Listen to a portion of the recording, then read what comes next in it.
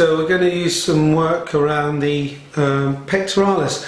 Commonly an area, particularly on females, which gets avoided, and obviously because of the chest area.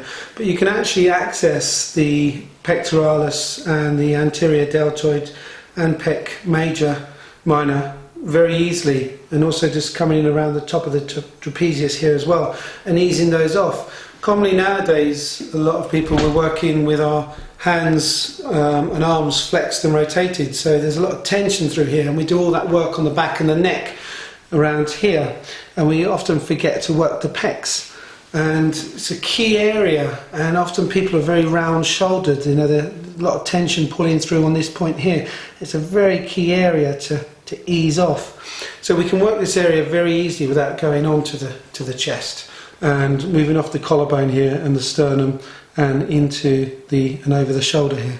So I'm going to take one arm out first of all, and I'm just going to allow just myself to get a little bit of wax here, and I'm just going to rub that wax down through off the sternum and over the top of the shoulder.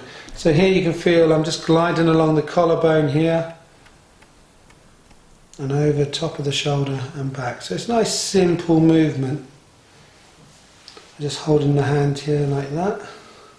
The reason I'm doing this is I can actually move the arm then into different positions. I can allow the arm to relax out like that. And then eventually I might take it a bit further up as well, so allowing that muscle to open out more. And dropping back again. So you get a nice easing of the pec major, minor, anterior deltoid as well. The deltoid is such a big muscle, and it's commonly not even realised that we're actually working over this area. It's a huge muscle over the top, and almost, you know, over a third of the way down down into the humerus.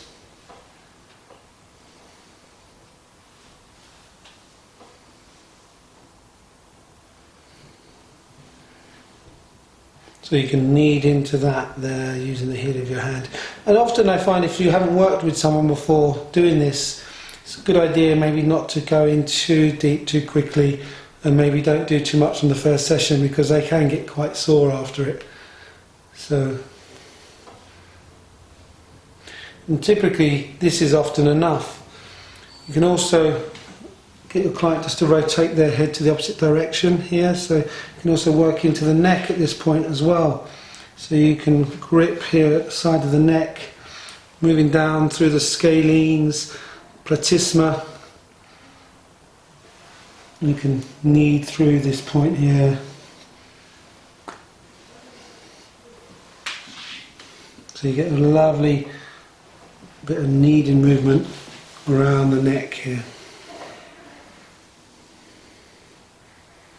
So what I'm doing there is I'm grabbing under the back of the neck, and the thumb here is following the sternocleidomastoid line. So you can see that there, going up towards the mastoid in the ear, coming from the collarbone and sternum there. So that's a good marker for me there. So if I go on that side, I'm more into the throat. That can be slightly irritating to some people, so you just kind of use a bit of care there. You can massage the throat, it's a lovely area to work, but you probably don't want to be doing deep tissue massage over it.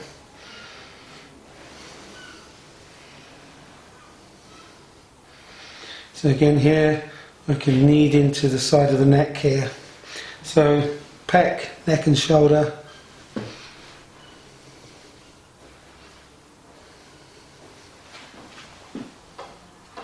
You can also move around the couch. Lovely position here. You can just allow your hand to rest on the forehead here, grab the side of the neck like that, and you can pick up the tissue and squeeze it through. So here I can feel the transverse processes here, spinous process at the back. So you can find your landmarks. It's good to know where you are. So at the moment I'm running down the front of the transverse process here, anterior scalenes, more on the transverse process there, and then around the back, the posterior portion. So that grabbing and lifting is really nice, working up to the mastoid.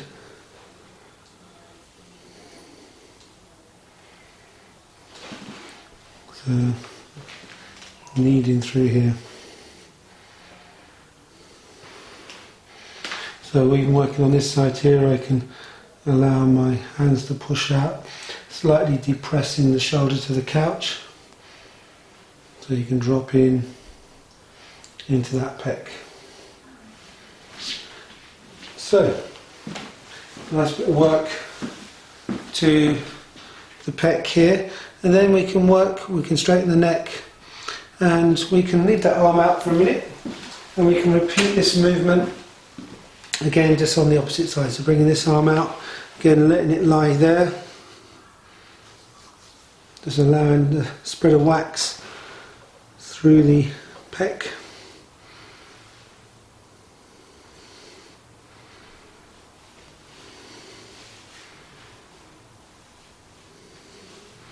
And again, just moving the arm into different positions as you start to move through the fibres. This helps just release the fibres, so taking the arm into different phases. It's a kind of a similar idea to soft tissue release, moving the limb into different positions.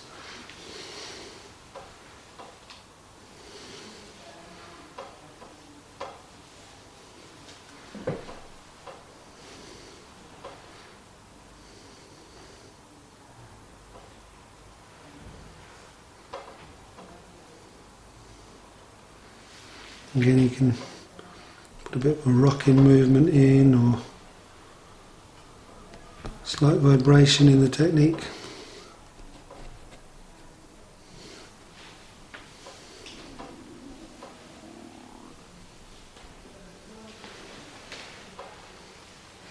You get our client just to move their head to the other side, and again, that will open out this angle of the neck.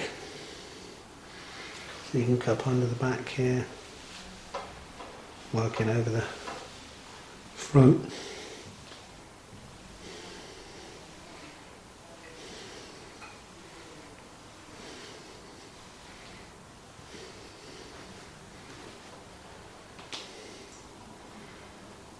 Again, working up through the neckline here, so allowing you to know your landmarks. If you can feel the transverse processes here, up into the mastoid.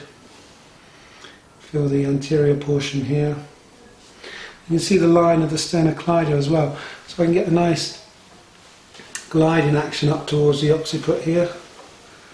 So allowing that spread right the way up into the neck.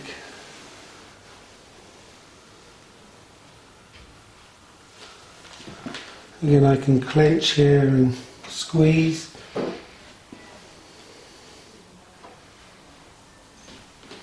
You can also do that from the opposite side of the couch as well. Again, just sort of supporting the forehead here. And here I'm gripping and squeezing with my pads.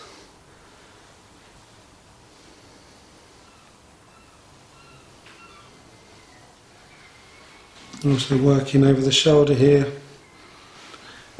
Working into the trapezius at the top here.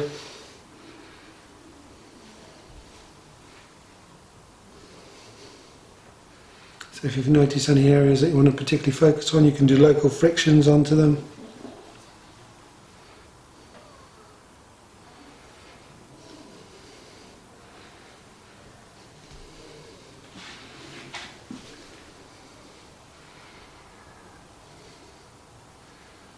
And I'm just sort of raking off of the transverse processes towards the direction of the spinous process.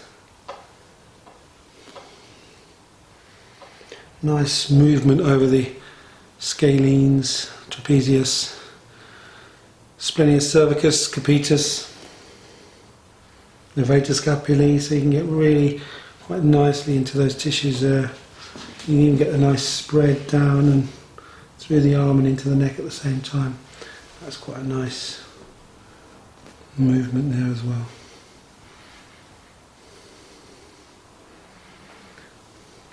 So I can turn the head the other way to the other side. So we're just going to repeat that on this side. So again, moving up.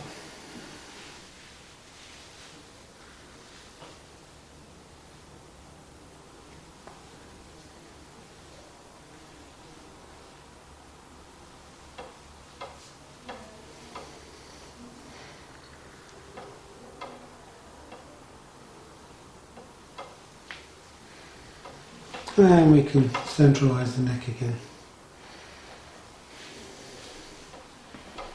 So with the neck in this position, it's quite nice to lift and drop. So lift, so it's like a circling movement. So we lift and drop. So you can see my legs are picking up here and dropping, lift and drop, lift and drop. So what I'm doing under here is I can feel the spinous process. I can lift either side of that into the transverse processes. So you get a nice mobilisation of the neck, a lift in and a rising. You can also just slight traction through, which is quite nice. A little bit of a wobble through there as well. So you get a nice lift through the neck. You can rotate left and right as well, that's quite nice. Repeat that several times. And lifting up into flexion. So you can keep the neck rotated on one side as well, and you can allow your fist to work in down the line from the occiput down towards the top of the shoulder here. So you can knead in with your fist, slight twist and rotation in the fist.